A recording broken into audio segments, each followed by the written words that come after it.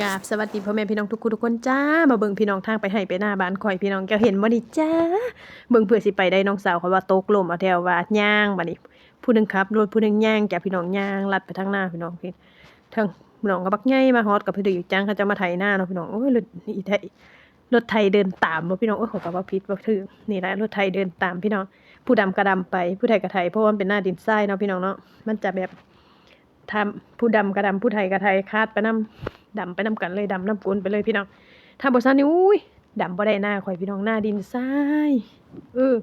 ปีนี้เข้าไปตางามอยู่พี่น้องเบิ่งน้องสาวข่อยดำหน้ามื้อนี่ล่ะจ้ะเฮือนข่อยน่ะมีแต่ลูกสาวห้าสาวสวยพี่น้องเอ้ย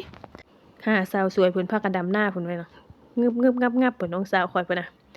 มีแต่ผู้หญิงอ่อยต่อยพี่น้องเอ้ยเฮ็ดหน้าปีนี้ผู้ชายบ่อยู่พี่น้องเอ้ยพ่อข่อยละบ่อยู่แล้วลูกเต้าเขาก็คืออยากเฮ็ดคือเก่าเขาก็เลยเฮ็ดพี่น้องเอ้ยซื้อข้าวกินก็แพงเนาะ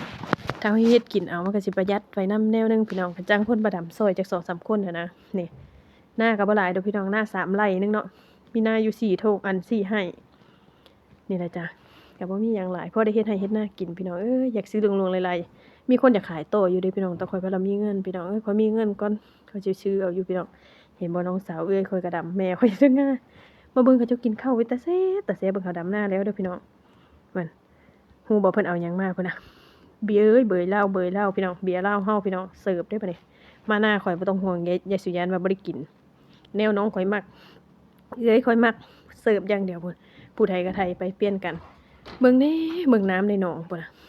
นี่ล่ะน้องตอนหน้าเถียงนามันเขากินข้าวเป็นตาแซ่บแกงหน่อไม้